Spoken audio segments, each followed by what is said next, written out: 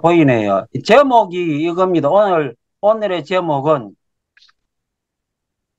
설삼바라문이 들은 설상계, 혹은 다르게 말하면 석가모니가 임종 직전에 설한 마지막 개송 무상계. 예. 내용은 같은 아, 내용인데 그것에 대한 해명과 지도의 어떤 문답, 예. 이것이 오늘의 공부를 함께 할 부분입니다. 진실하였습니다. 지금 뭐 진행을 해도 되겠습니까? 예, 이제 예, 시작하시죠. 시간도 없다. 예. 지난번에는 상과 무상에 대하여 원효의 열반 종료의 내용을 한번 살펴봤었는데 그 자료를 아직 제가 카톡에 못 올렸습니다.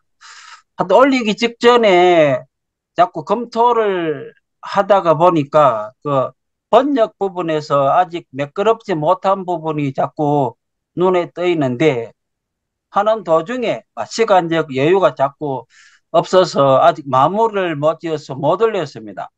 하여튼 조만간에 좀 올리도록 하겠고, 오늘은 이 설상계, 무상계에 대하여 함께 한번 의견을 나누는 시간을 가지겠습니다. 열반경에 대한 것으로 오늘이 마지막이죠. 예. 자, 지도라는 제자와 육조 해능의 그 문답이 되는 그 구절을 먼저 보면은 지도라는 스님은 쭉 나가다가 뭐라고 질문하느냐? 출가하면서부터 열반경을 공부한 지가 거의 10여 년이 되었는데 아직 그 대의에 밟지 못합니다. 가르쳐 주십시오. 그래서 어느 곳에서 밟지 못하느냐 했을 때 나오는 이 개성입니다. 이것이 설상계 혹은 무상계라고 하는 겁니다. 재행무상, 모든 현상은 무상하다. 시생멸법, 이것이 생멸법이다. 재행무상, 이 내용이 생멸법이다.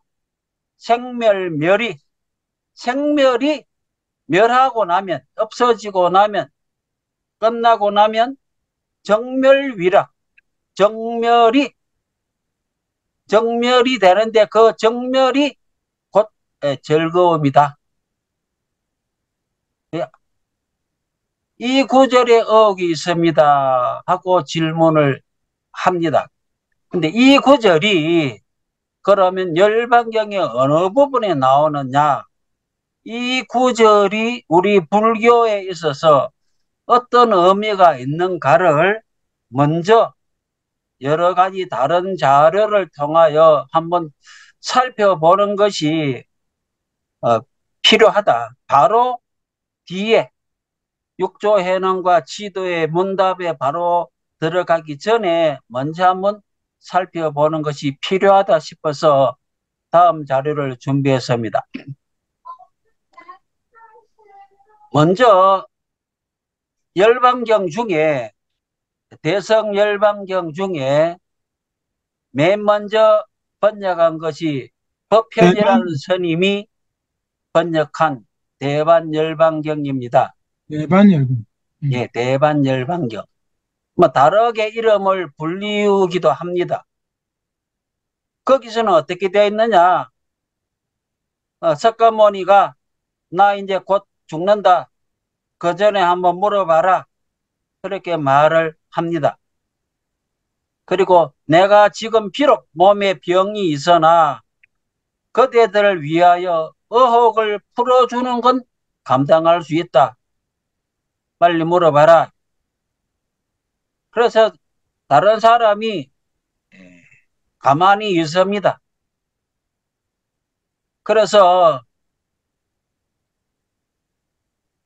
어, 너희들은 나중에 반드시 반열반에, 완전한 열반에 들어가서 번뇌를 끊게 될 것이다. 그렇게 하면서 말이 이어지는데 그때 이야기하는 마지막 개성이 이겁니다. 이에 여러께서 곧 개성을 말씀하셨다 해갖고 앞에 소개한 그 무상계가 나옵니다.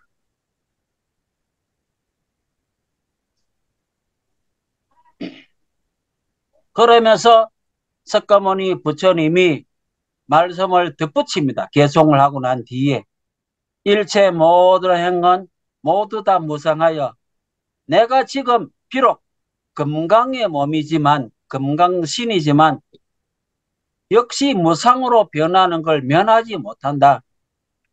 나고 죽음의 되풀이가 참으로 두려워할 만하지 않은가?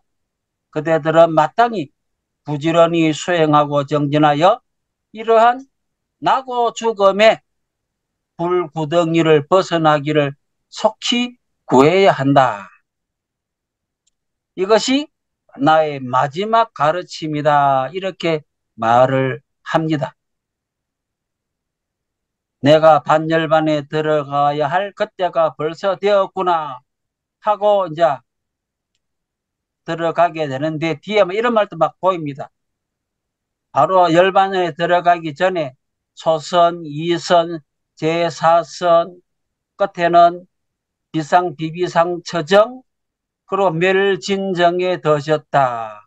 막 제자들이 울고 불고 그렇게 합니다. 그러다가 이런 말을 합니다. 아직까지 반열반에 안 드시지 않았습니다. 몸이 움직이지 않는 까닭은 멸진정에 드셨기 때문입니다. 그 다음에 멸진정에 나와가지고 드디어 과정을 거쳐서 반열반에 들을고 제자들이 울고 불고 하는 내용이 나옵니다. 이것이 법편이 번역한 열반경의 내용이고 가장 많이 보는 지금 흔히들 많이 보는 대반열반경 이 부분에서는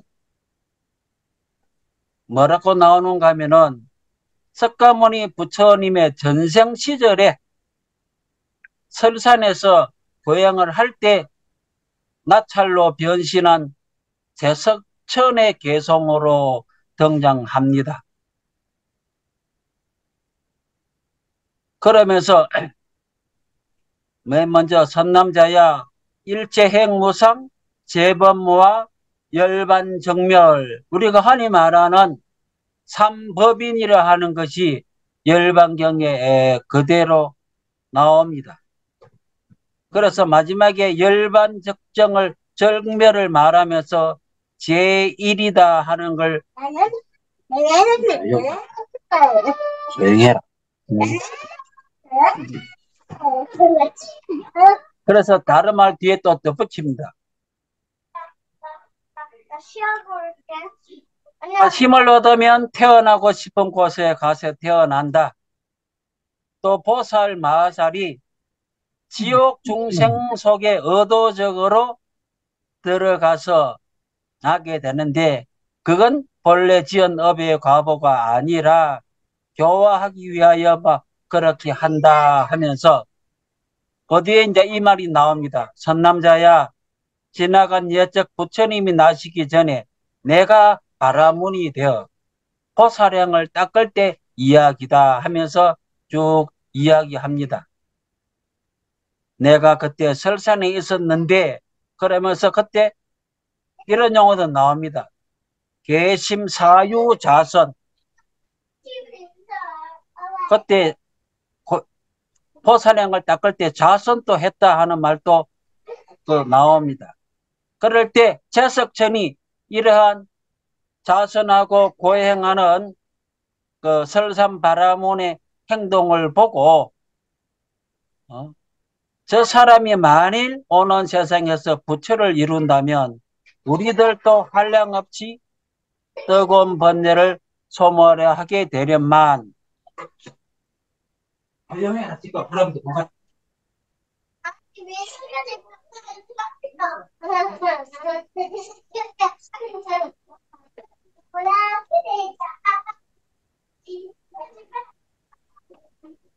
그래서 내가 당신과 더불어 시험하리라 해가지고 쇠석천왕이 몸을 변하여 나찰이 되니 해가지고 맨 먼저 그 설산바라문 앞에서 재행무상 시생멸법을 먼저 말하고 난 뒤에 이 설산바라문이 너무나 기쁜데 다음 구절을 듣지 못해가지고 무슨 말을 하는가 하면은 뒤에 쭉 나오는 것이 그대가 나머지 방구 개송마저 말하여 준다면 나는 그 개송을 듣고 나서 이 몸으로 당신에게 공양하겠소 하는 말을 하게 됩니다. 이 구절 보면서 우리 구인 선지님의 어떤 법인 성사도 막 생각이 납니다. 예.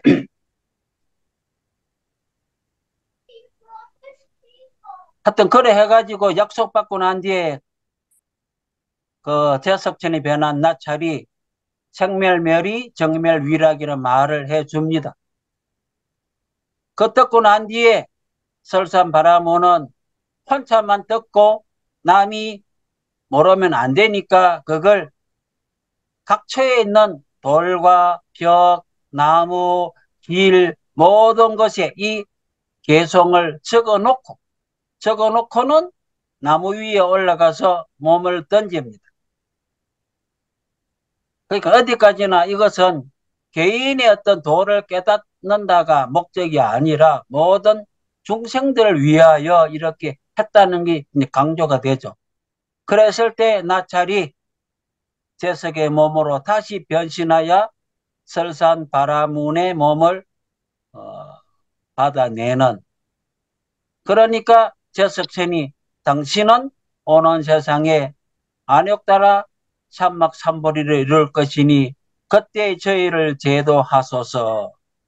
이런 설산바라문, 흔히 다른 그 종경록이라든지 기타 불교에서는 설산동자의 개송이라고도 흔히 말을 해서 들어 우리 한반도에 있는 어느 절 같은 데 가면 벽에다가 그 동자가 나무 위에서 떨어지려 하고 밑에 나찰이 기다리고 있는 그런 그림을 사찰 같은 볼 수도 있습니다. 자, 이러한 것들이 가만 보면은 대반 열반경에만 사실은 있는 것이 아니고 불교의 초기 경전이라고 할 수 있는 잡아함경 이런 데도 많이 나옵니다. 사실. 나 또한 오래지 않아 열반에 들 것이니 해가지고 해탈을 구해라 하면서 바로 재행무상 시생멸법하고 번역 자체가 한문어로 번역자가 다른데도 불구하고 한문어로 번역된 내용은 똑같습니다. 잡아함경 앞에는 별역인데 지금 잡아함경의 난타림경에도 또 이 말 나오고 구절은 조금은 다른데 내용은 같은 내용이에요. 인멸경이라서 열반경하고 이름이 좀 비슷한데 여기도 보면은 열반의 시기에 임박하여 해가지고 열반에 들기 직전에 제석이 이때는 이제 제석이 말하는 거죠. 이렇게 또 선해보살이 하늘 도솔천이라든지 그런 땅에 있으면서 석가모니로 태어나기 이전에 하늘에서는 그 하늘 중생들하고 이별해야 되니까 그 이별 과정에서 이런 말 나옵니다. 보살은 여러 하늘 중생들에게 대답하였다. 선남자들이여 알아서 알아야 하시리라. 모든 행은 모두 다 무상한지라. 나도 이제 오래지 않아 하늘 궁전을 버리고 연부제 인간 세상에 태어날 것이다. 이 하늘나라에서도 모든 행은 무상하야 이런 말을 하면서 개성을 똑같이 말합니다. 재행무상 시생멸법 생멸멸이 정멸위락.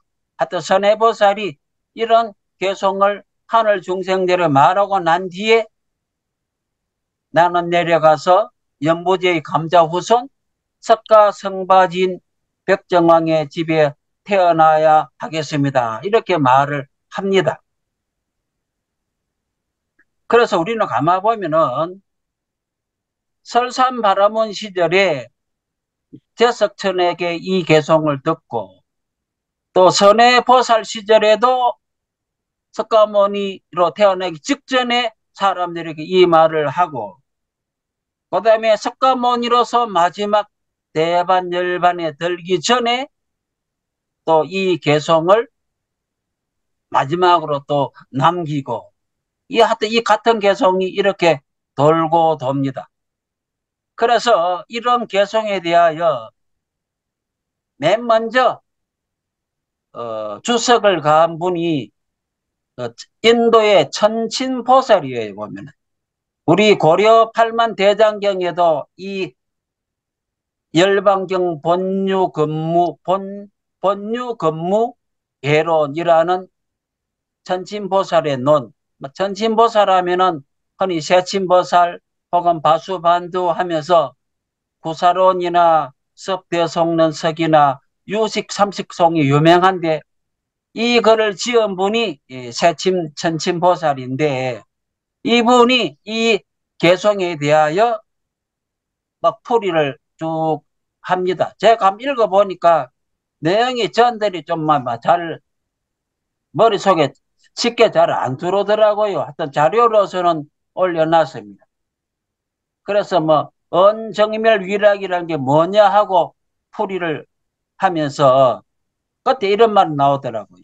만일 능히 미래로 하여금 응당법을 생하게 하면서도 생함을 얻지 못해야 비로소 즐거움이라고 할 만하다. 정멸을 즐거움으로 삼는다는 것도 이런 뜻이다. 그러니까 이 세친보살은 생하게 하면서도 생함을 얻지 못하야. 우리가 흔히 무신선법에 나오는 것처럼 동하되 동하는 바가 없고 정하되 정하는 바가 없이 그 마음을 작용하라 하는 구절하고 비슷한 구절인데 하여튼 이런 것이라야 정멸 위락이 된다라는 말로서 마무리를 지으면서 위의 세 구절은 생사가 유의법인 까닭에 무상한 것을 밝혔고 뒤의 구절은 열반을 말하였는데 이것은 무의법인 까닭에 상주한다 하는 것으로 이 세친보살은 마무리를 짓고 있습니다. 하여튼 이러한 무상계, 설상계에 대하여 육조해난과 제자 지도는 어떤 말을 오고 가느냐 좀 구체적으로 들어가자면 그래 너는 무엇이 어머니냐 했을 때 지도가 말하기를 모든 중생에게는 전부 두 몸이 있으니 색신과 법신이라 하는 것입니다. 색신은 무상하여 생멸이 있지만 법신은 유상하여 지각이 없는데 경에서 말하는 생멸이 끝나고 나면 정멸이 즐거움이 된다는 것이 억이 있습니다. 어떤 몸이 정멸하는 몸이고 어떤 몸이 즐거움을 받는 몸인지를 만약에 색신이라면 색신이 멸할 때는 사대가 흩어져 완전한 고통이니 고통이 즐거움 되면 불가하고 만약 법신이 정멸하다면 곧 풀, 나무, 기와 돌과 같으니 누가 즐거움을 받겠습니까? 또 법성은 생멸의 본체요 오는 생멸의 작용이니 하나의 본체에 다섯의 작용이어서 다섯은 오온의 오건을 가리킵니다. 생멸이 늘 있대. 생은 본체로부터 작용이 일어나는 것이요 멸은 작용을 거두어 본체로 돌아가는 것입니다. 만약 거듭 생, 윤회함을 인정한다면 중생의 무리는 끊어지지도 않고 사라지지도 않을 것입니다. 부단불멸. 만약 거듭 생을 인정하지 않는다면 영원히 정멸로 돌아가 무정물과 같아질 것인데, 이와 같다면 모든 법 존재들이 열반에 구속되어 도리어 생할 수 없을 것이니 무슨 즐거움이 있겠습니까? 육조해능이 말씀하십니다. 그대는 어찌하여 외도의 단상사견, 단견과 상견, 이 두 가지 사견을 익혀서 새 상승법을 논하려 하느냐? 너의 견해에 의하면 색심 밖에 따로 법신이 있으며 생멸을 떠나 정멸을 찾는 것이다. 또 열반이 늘 즐겁다는 말로 미루어 그 즐거움을 받는 몸이 있다고 말하면 이것은 곧 생사에 집착하여 아까워하면서 세간의 즐거움을 탐착하는 것이다. 그대는 이제 알아야 된다. 부처님은 모든 어리석은 사람을 위한다. 온의 화합을 보고는 자신의 모습으로 여기고 모든 법 존재를 분별하여 바깥 삼라만상의 모습으로 여겨 생을 좋아하고 살을 싫어하며 순간순간 흘러가며 꿈 같고 환상 같은 허망한 가짜를 알지 못하고 헛되이 윤회를 받으며 늘 즐거운 열반을 도리어 괴로운 모습으로 여겨 종일토록 치달려 구하기만 할 뿐이므로 부처님께서 이를 불쌍히 여기심으로 이에 열반의 참된 즐거움을 보여주신 것이다. 찰나에도 생하는 모습이 없고 찰나에도 멸하는 모습이 없어서 다시 없앨 만한 생멸이 없으니 이것이 곧 정멸이 눈앞에 드러나는 것이다. 정멸이 눈앞에 드러날 때에도 눈앞에 드러난다는 헤아림이 없으니 상락 늘 즐겁다라고 하는 것이다. 헤아린다는 어떤 분별작용이 없을 때를 상락이라 한다. 앞에 말한 세친보살의 말하고 좀 비슷합니다. 이 상락을 받는 사람도 없고 받지 않는 사람도 없다. 근데 받는 사람도 없지만 받지 않는 사람도 없다. 어찌 하나의 본체 다섯의 작용이란 이름이 있을 수 있으며 어찌 하물며 열반이 모든 법 존재를 구속하여 영원히 생하지 못하게 한다고 말할 수 있겠느냐? 이것은 부처님을 비방하고 법에 상처를 입히는 짓이다. 나의 개성을 들어라 하고 육조해능 대사가 개성을 말합니다.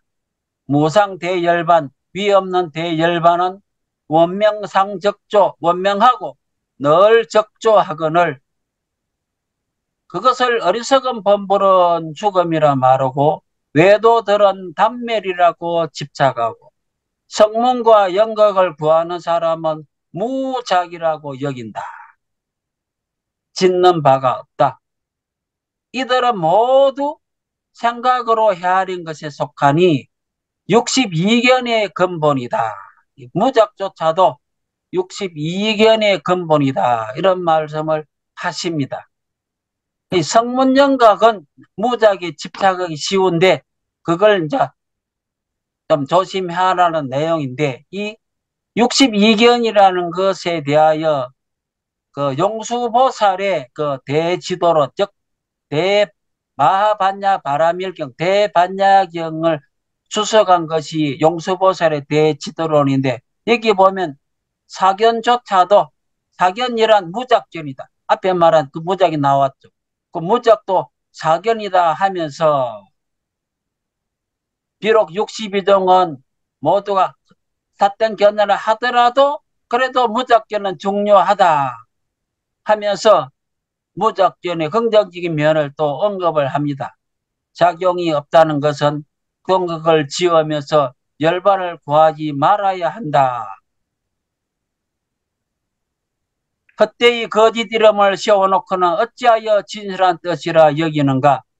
오직 헤아림을 벗어난 사람이어야 취하고 버림없음에 통달하고 온의 법과 온 속에 있는 나와 밖으로 드러나는 여러 가지 색깔과 모습, 하나하나의 소리의 모습이 한결같이 몽환과 같음을 알아서 번번이 성민이라는 견해를 일으키지 말고 열반이라는 견해도 만들지 않으면서 당견, 상견, 상, 무상인이 하는 이변과 과거, 현재, 미래라고는 삼재가 끊어져서 늘 온갖 경기에 응하여 육건이 작용하면서도 작용한다는 생각을 일으키지 않으며 모든 법 존재를 분별하면서도 분별한다는 생각을 일으키지 않는다.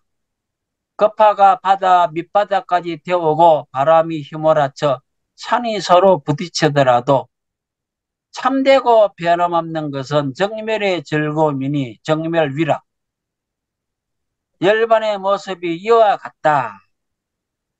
내가 이제 억지로 말하여 그대가 사견을 버리도록 만드니 그대가 말을 따라서 아랫마리를 내지 않는다면 수언해, 물수언해, 그대가 조금쯤 알았다고 할 수 있으리라. 하여튼 말에 너무 얽매이지 마라.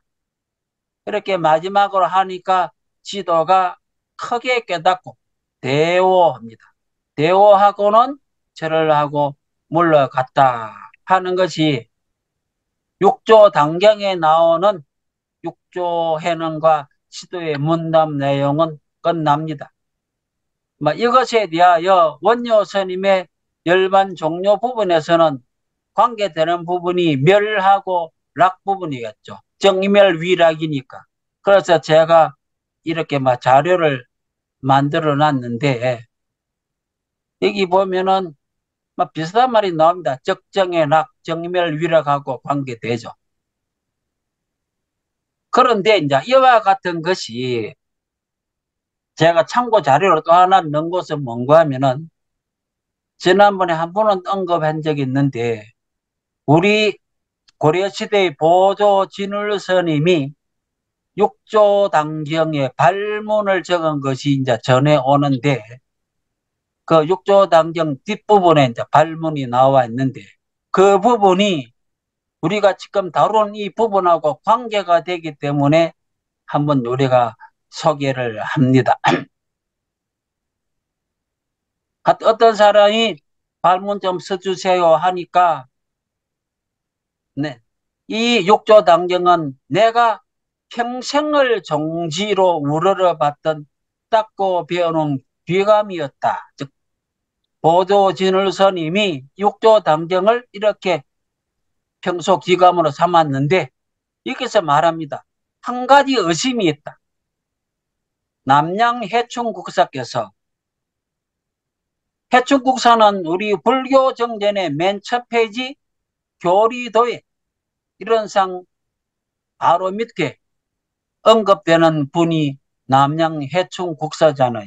이런 상을 맨 처음 그려가지고 전했다 하면서 성격들에게 이르시기를 나는 요사이 몸과 마음이 한 가지로 같아서 심신일회입니다. 심신일회라서 마음밖에는 아무것도 없다. 심해무여.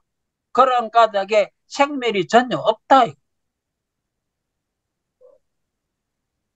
그런데 너희 남방에서는 몸은 바로 무상하고 신령한 자성은 항상한 것이라 하니 여기서 상과 무상이 대조가 됩니다.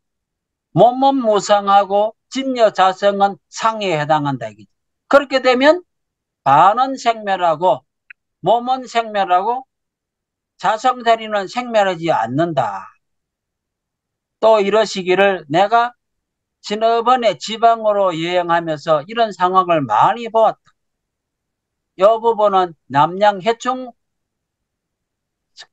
국사의 말입니다. 그 당경을 붙잡고 이러시기를 남방의 종지를 하여 어리석은 말을 덧붙이고 성인의 뜻을 삭제함으로써 이 해충국사가 육조 해능의 바로 직계 제자인데 그 당시에 그 당나라 시대에 벌써 그 당경의 내용에 대하여 어리석은 말을 덧붙이는 말도 있고 삭제한 부분도 있고 우리가 보고 있는 뭐 덕이본 혹은 도낭본 이런 것들도 하여튼 이런 말을 덧붙인 것도 있을 수 있고 삭제된 내용도 있을 수 있는데 그래서 우리가 조심하게 봐야 되는데 하여튼 이 시대에 벌써 이런 말이 나옵니다.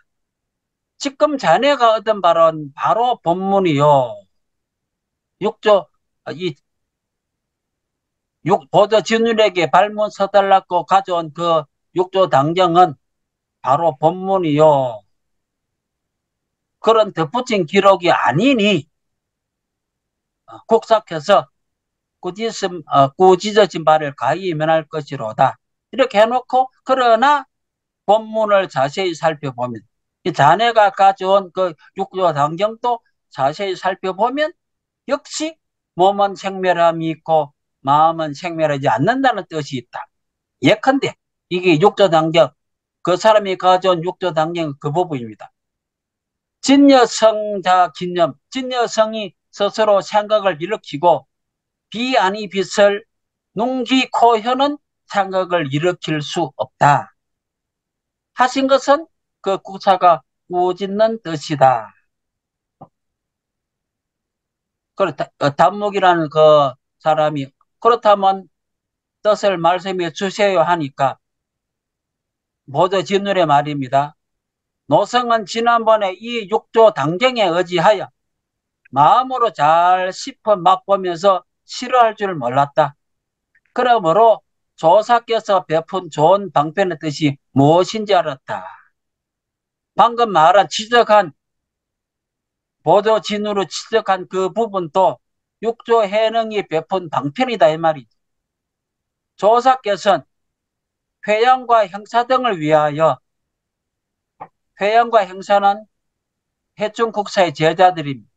시민을 비밀리에 전한 이외에 위거 등 성속 천여 명을 위하여 무상 심지기를 요거는 지금 육조 해능의 제자들이에요. 회양, 행사, 시민, 위거 이것도 보니까 위거 등 성속 천여 명을 위하여 무상 심지기를 말씀하셨다. 두 파트로 나누는 것 같아요.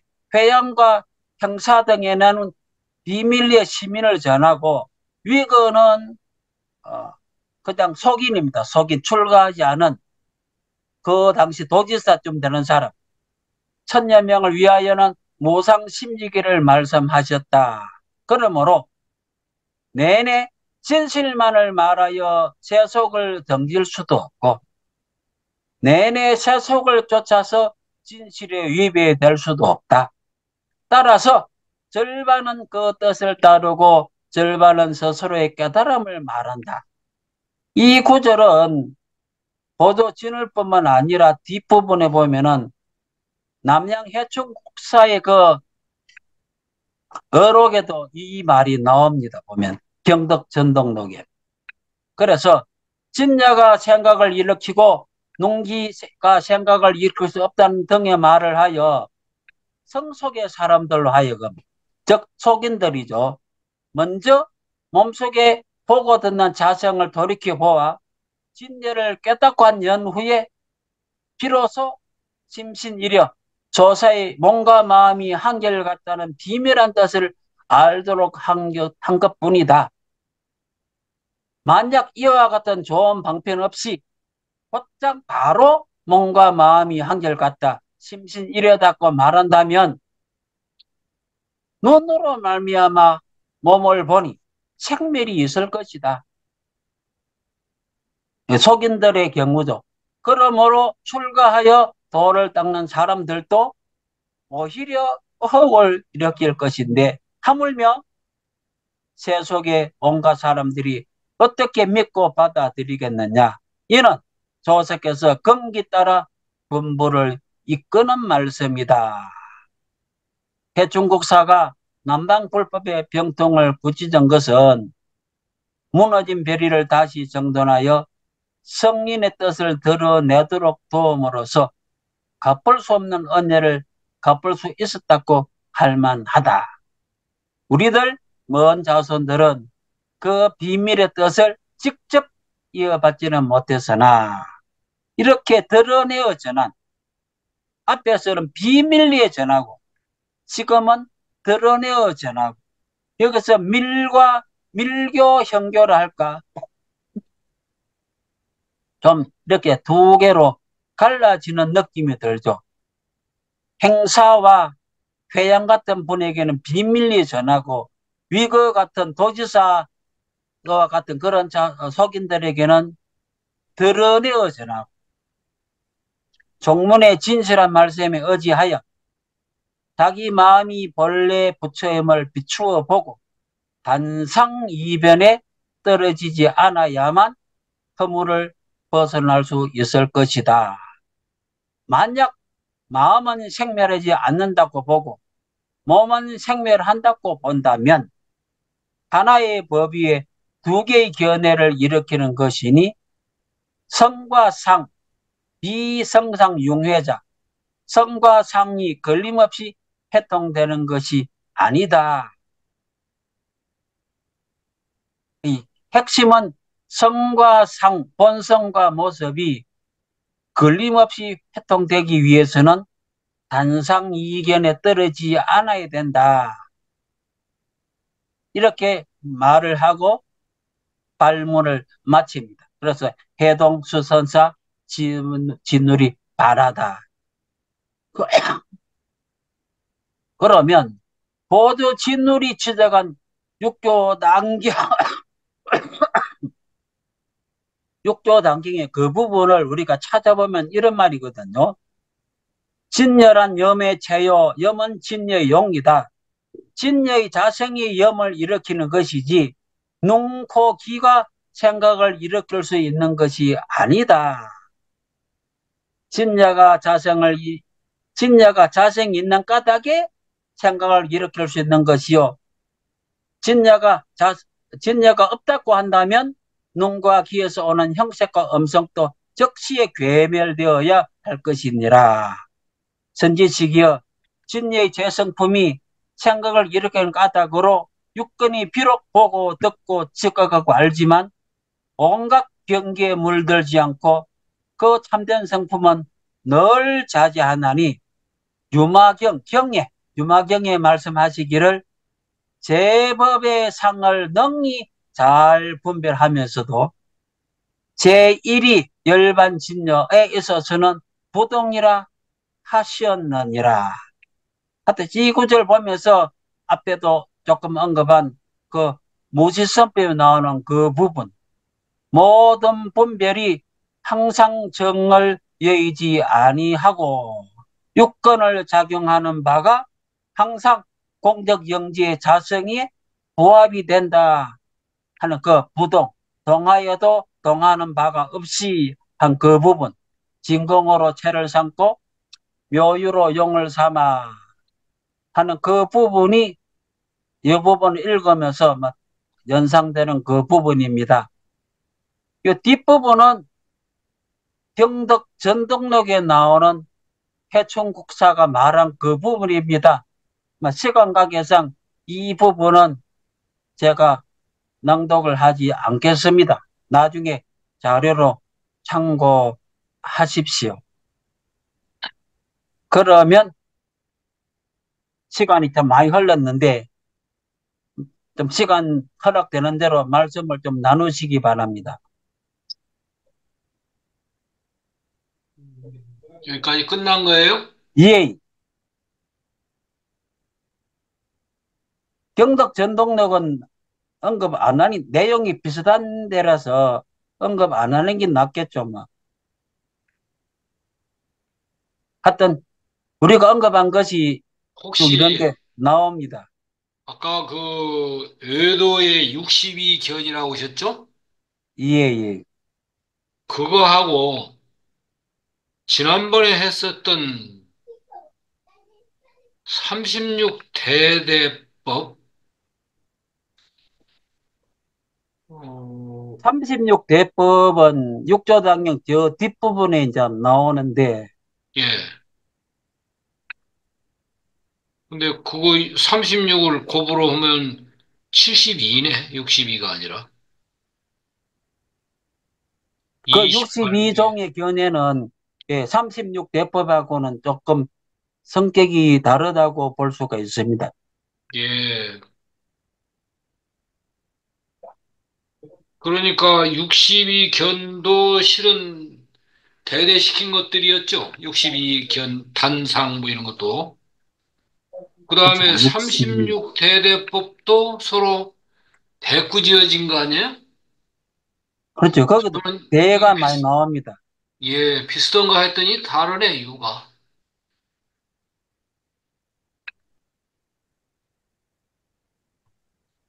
이제 이게 문제됐었던 것들이 무상,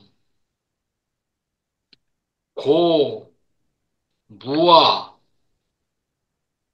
이게 이제 초기 불교에서는 이것을 석가모니에서 강조를 하셨고, 열반경에 가서는 상, 낙, 아, 정을 얘기했는데, 그 육조단경에서 보면은 오히려 상라가정 그 자체가 음, 거기에 매이면 안 된다라고 하는 쪽이 좀 강하게 안 나왔었어요. 나, 육조 당경, 뒷부분까지는 우리가 언급을 안 했기 때문에 예, 우리가 이제까지 언급한 부분에서는 막 상락 과정이 그렇게 막 언급은 안 됐었는데 하여튼 제가 아직 밑에 못 올린 그 상무상을 열반 종류의 관점에서 조금 정리한 부분에 보면 그 상락 과정이 좀 구체적으로 많이 나옵니다. 하여튼 그래서 제가 그 부분의 번역 부분을 조금 다듬어서 하여튼 조만간에 곧 올릴 테니 그때 그 부분의 상락 과정을 한번 살펴봐 주십시오. 예. 제가 의문되는 것은 이제 다른 선생님들은 어쩔지 모르는데 여보, 유상, 무상만 놓고 봐도 여보, 유상이라는 것은 지금 열반경에서 얘기한 것이고 열반경에서는 석가모니께서는 거꾸로 얘기를 하셨어요. 초기 불교, 원시 불교에서는 그 무상고무아를 얘기하셨다가 돌아가실 무렵에 열반경에서는 상락아정을 오히려 얘기를 하셨는데 육조단경에 오면 그걸 또 뒤집어 버리는 느낌을 가져서 그래요? 유상락아정 이것이 그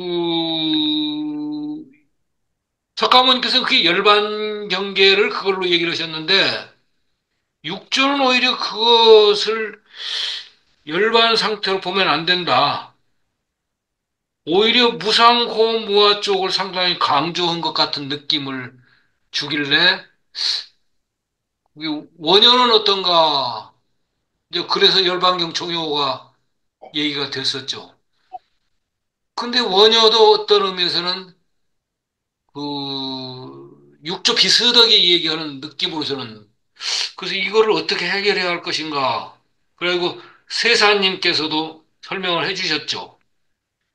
그 유마경이라든지 구리법 시각에서 볼 때 상라 과정에 매여서도 안 된다. 무상고 무아도 물론 아니지만 허는 그 양쪽을 불의로 둘이 아닌 걸로 보고 상집되어 있는 쪽으로 세사님께서 설명을 주로 하셨죠 그날도. 그래서 저는 그렇게도 좋지만 특히 이제 원불교 유상무상이 되는 겁니다. 원불교도 그러다 보면은 유상과 무상이 얘기를 하는데 서원문에 봉사님이 오늘 왔는데 봉사님하고 저하고 견해는 유상의 자리는 진여자리다. 진여문이다. 그리고 무상으로 보면 하는 세계는 생멸문이다. 이렇게 저하고 봉사님은 그전에 의견을 같이 했었어요. 근데 현재 그전에 그 봉사님하고 저하고 달리 원불교 쪽에서는 유상도 진리고 무상도 진리다 해서 유상, 무상을 둘이 아닌 걸로 봐야 한다라고는 그 혼선시키는 쪽을 해능이나 그 원효가 하듯이 그쪽을 주로 많이 얘기한 거라 조금 이걸 어떻게 볼 거냐 하는 문제가 저로서는 그 세사님이 세세하게 설명을 해주셨지만 이건 상당히 깊이 고려를 해야 한다라고 문제 제기를 했었던 거거든요. 그래서 오늘 또 이제 시간이 많이 가버렸습니다만은 유상무상의 문제를 원불교에서 바라보는 유상무상과 육조해능이나 원효가 바라보는 유상무상을 어떻게 볼 것이냐 하는 숙제가 지금 그대로 남아 있습니다. 그래서 이 문제가 혹시 봉사님 혹시 여기 지금 육조해능 지난 시간에 안 나와서 육조해능이 말하는 지처라고 대답을 하는데 유상에도 매달리면 안 되고 무상에도 매달리면 안 되고 그래서 유상 무상을 불의로 보는 불이 아닌 걸로 바라보는 이 시각을 많이 강조한 저도 최종적으로는 그건 옳다고는 봐요. 그래요. 그런데 최종적으로는 옳다고 봅니다. 그러나 네. 공부해가는 과정에서는 네. 유상의 세계는 진여문이고 무상의 세계는 생멸문이다라고 하는 것을 분명히 하고 말로서 할 수 없는 경지에 갈 때는 그 얘기를 할지언정 초입자들한테 유상도 무상도 어디에도 매이면 안 된다 이렇게 가는 것은 혼선을 주기 쉽다. 저는 그렇게 지난번에도 계속 그래서 세사님께 여쭤보고 그런 셈이거든요. 혼선을 주기 쉽죠. 그러니까 법신이 화현하는 것이 화신이잖아요. 예, 그렇게 생각하면 되는데 처음부터 화신밖에 없다 이래 버리는 것이 되기 때문에 에, 지금 의상조사 법성계 보면은 의상대사 법성계 보면은 진성 심심극 미묘 불수자등 수연성 말씀 있잖아요. 자성을 지키지 아니하고 그놈은 수연성 인연 따라 나타나 여기 이제 그러니까 눈에서는 보는 거 우리 대종사님께서도 원상의 질질을 각하면 그렇게 했잖아요. 그러니까 눈에서 보는 것이요 진울도 말했죠.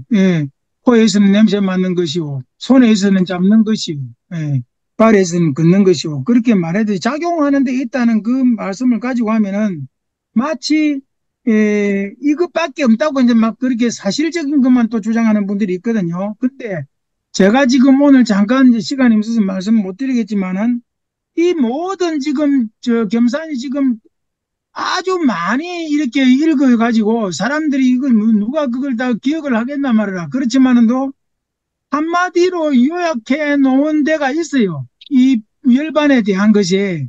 열반에 옛날에 초기 불교로 치면 단적으로 말할 수는 없지만 열반에 들어버리는 것을 갖다가 위주로 삼았으면은 지금은 열반에 들 수 있어도 열반에 들지 않고 현상 세계에 다시 나와서 중생 제도를 해야 되는 것이 대성불교에다가 초점을 맞추면은 해결이 돼버리는 문제다고 생각합니다. 열반에 대해서는. 제가 잠깐만 읽어드릴게요. 오늘 시간이 없기 때문에 정산종사 법어를 읽을 때 흔히들 정산종사 법어 부분을 읽고 세전 부분을 안 읽어. 세전.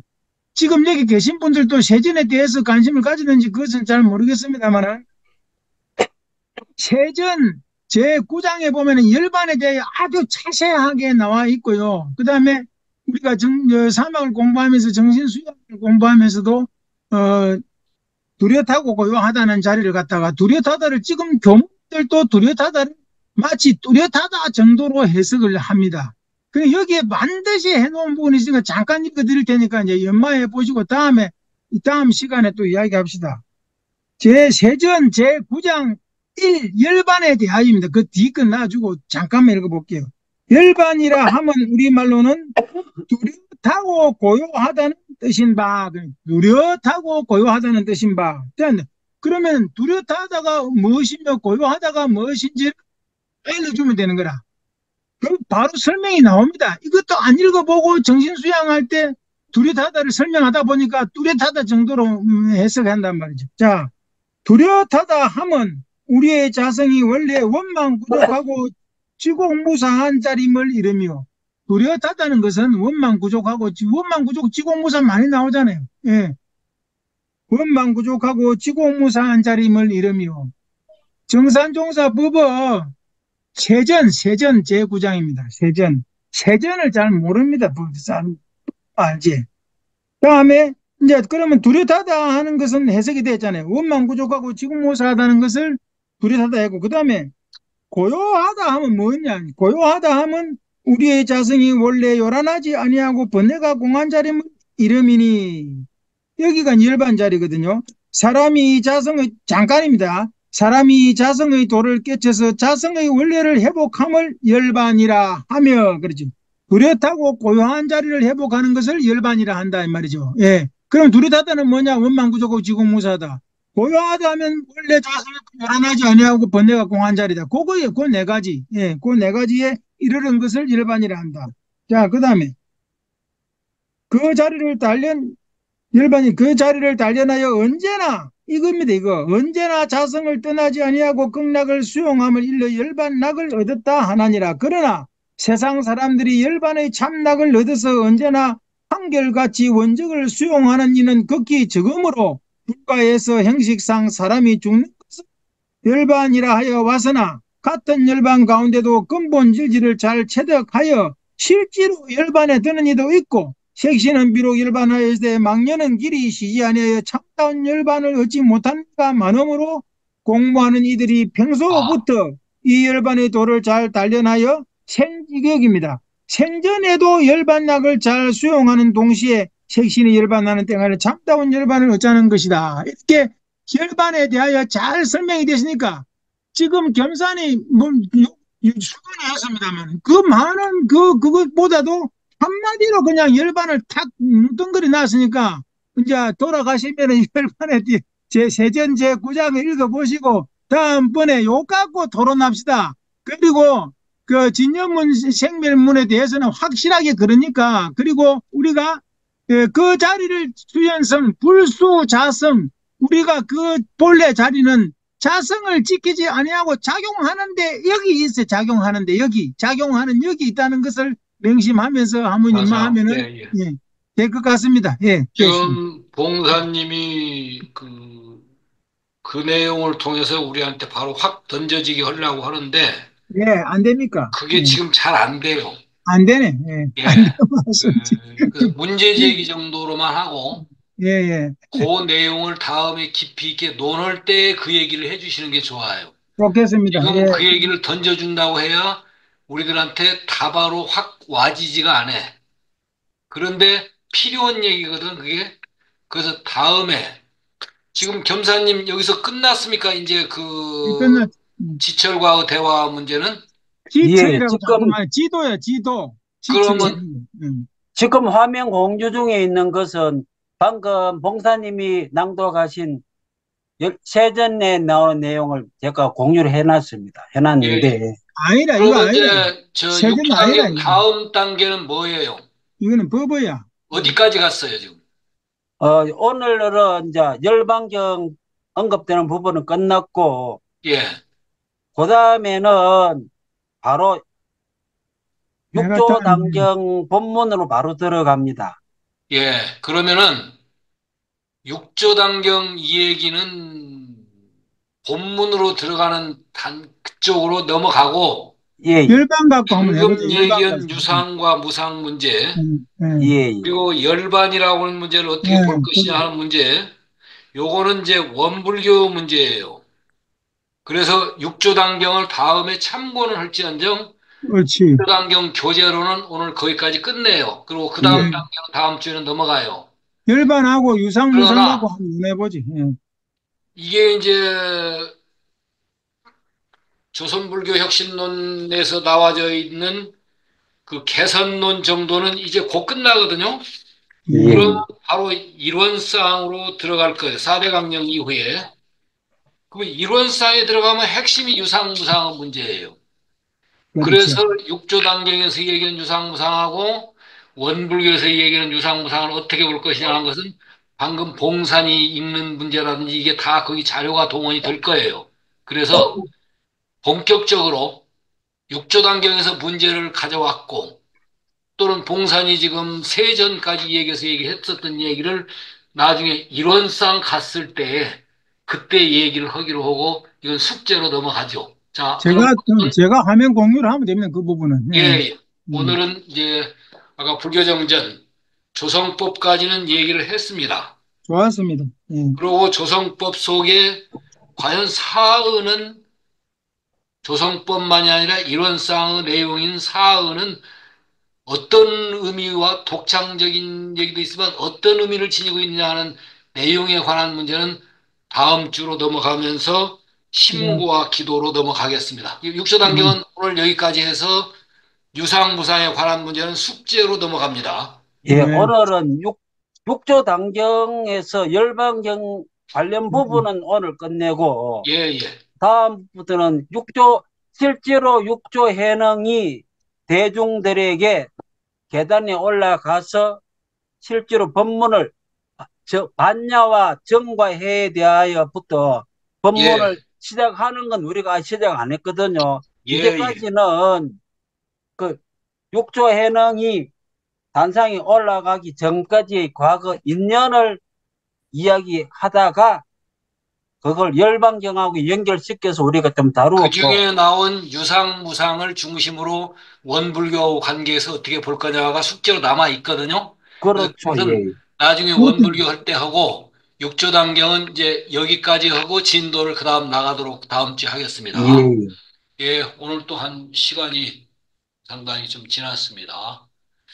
예, 오늘 수고들 많이 하셨습니다. 지금 원사님 반가웠습니다. 예. 자, 수고들 많으셨습니다. 예, 법사님 수고했습니다. 오랜만입니다. 오랜만에 뵙겠습니다. 제가 예. 몸이 좀 여의치 않아가지고 예, 자주 못 뵈었습니다. 죄송합니다. 제가 더 많이 걸었습니다. 고맙습니다. 그래도 법사님 건재하시네요. 그럼 법사님이 이렇게 참석해 주신 것만 해도 어딘데. 고맙습니다. 예. 참 열반에 덥시다, 다 같이. 예, 아이고, 명사님이 명쾌한 그 참 큰 공덕이 됩니다. 우리 이런 해상에, 명사님. 예. 명사님 계속 문제 제기해 주세요. 아주 좋습니다. 명사님 보고 원장님이라고 부르는 분들이 있더라고요. 문화원장, 진안군 문화원장 하셨으니까, 예, 원장님 부르는 분들이 있더라고요. 예. 문화원장이 큰 자리 아닙니까, 그게? 아니요. 전혀 할 사람이 없어서 제가 들어갔다. 예, 원장님이라고 호칭하는 분들이 있습니다. 예, 감사합니다. 예, 건강하십시오들.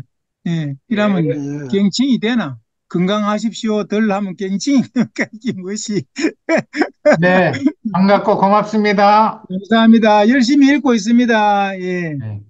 제가 요새 눈이 조금 안 좋아가지고 자세히 이렇게 뭐 쓰고 이리는 못합니다. 감사합니다. 기사님 오늘 반갑소. 예. 겸사님 오늘 수고 많았습니다. 수고하셨습니다. 들어가겠습니다. 예, 봉사님, 예. 변화가 좀 오겠죠? 그저 우리 단톡방에 예. 여시앙이라고 글을 쓰시는 분이 계신데, 그 명사님이라 그래. 그 명사님. 명사님이 명사님이라. 명사님께서 여시아문이라고도 글을 쓰신가요? 그래요. 모아가지고. 어쩐지. 필명이 여시 아문이라.